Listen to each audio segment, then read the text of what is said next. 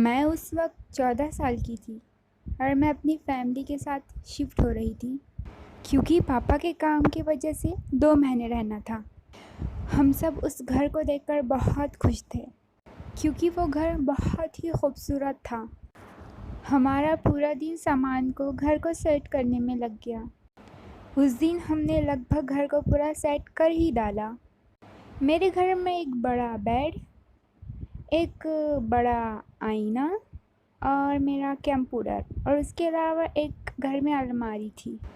मैं लाइट बंद करके अपने कमरे में सोने चली गई। तकरीबन आधी रात को मुझे कुछ आवाज़ सुनाई दी और मेरी आंखें खुल गई। मैंने एक आँख खोलकर देखा। मैंने देखा मेरी अलमारी थोड़ी सी खुली हुई है और उसमें से मुझे एक लाल आग घूर रही है, बिल्कुल इस तरह। मैं बहुत डर गई थी। मैं चिल्लाते हुए अपने कमरे से ज़ोर से बाहर भागी और मैं अपने पेरेंट्स के पास चली गई जहाँ वो अपने लिविंग रूम में बैठे हुए थे। मैंने अपने पेरेंट्स को सारी बातें बताई, जो भी मेरे साथ हुआ। मेरी माँ ने मुझे संभाला। पापा मेरे रूम को चेक करने गए। पापा एक बड़ा सा डंडा लेकर अलमारी को चेक करने लगे। जब पापा ने उस अलमारी को खोला तो मेरे कपड़ों के अलावा उसमें कुछ नहीं था। मेरी मॉम मुझे सुलाकर कमरे की लाइट ऑफ करके बाहर दरवाज़ा थोड़ा छोड़कर चली गई। मॉम ने मेरे रूम का दरवाज़ा थोड़ा सा खुला छोड़ रखा था जिससे बाहर की रोशनी मेरे रूम में आ सके, लेकिन मैं अपना चाहकर भी अपनी आँखें बंद नहीं कर पाई। शायद जो मैंने देखा वो मेरा वहम था, क्योंकि पापा ने अलमारी को चेक किया, उसमें कुछ भी नहीं था। नींद आ रही थी, इसलिए मैंने अपनी आँखें खोलकर बेड से उठकर अपने कैमरा सेट लगाकर वीडियो रिकॉर्डिंग पर छोड़ दिया और अपनी बेड पर चली गई।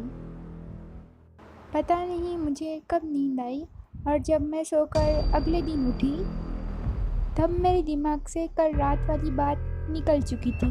मैंने अपने फ़ोन को देखा, उसमें रिकॉर्डिंग अभी भी चालू थी। मैंने फ़ोन की रिकॉर्डिंग बंद कर दी।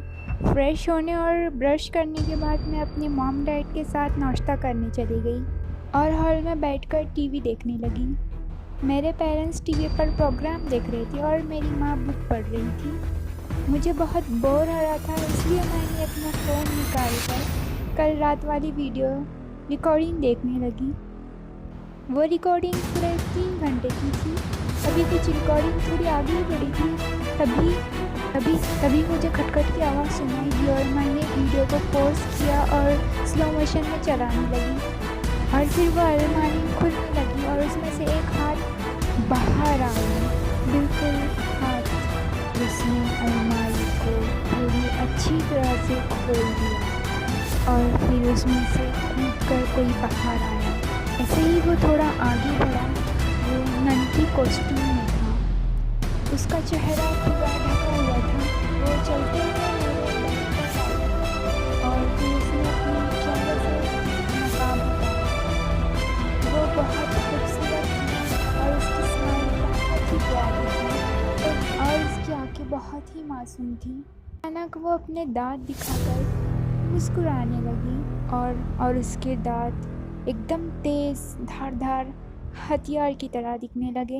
ये देखकर मेरी आंखें डर से बाहर आ गई। उसकी वो मासूम सी आंखें देखते ही देखते लाल हो गई। उसकी बॉडी सफ़ेद रेत की तरह हो गई। तो क्या वो मुझे मारने के लिए आई थी? ये सोचकर मैं काँप गई, लेकिन मैं तो आज तो बिल्कुल सही सलामत हूँ। तभी मुझे दरवाज़े पर कदमों की आहट महसूस हुई। उसने उस दरवाज़े के पास देखा और भागकर अलमारी में वापस चली गई। दरवाज़े पर मेरे पापा खड़े थे। उन्होंने दरवाज़े को झाँक कर देखा कि मैं ठीक हूँ या नहीं। जब मैंने अपने पेरेंट्स को भी वो वीडियो बताया तो वो दोनों बहुत डर गए थे। हमने वो घर उसी दिन छोड़ दिया। जब हमने उस घर के मालिक को कहा तो वो हम पर हंसने लगा। उसकी हंसी भी बहुत डरावनी थी, बिल्कुल उस नन की तरह, धारेदार दांतों की तरह।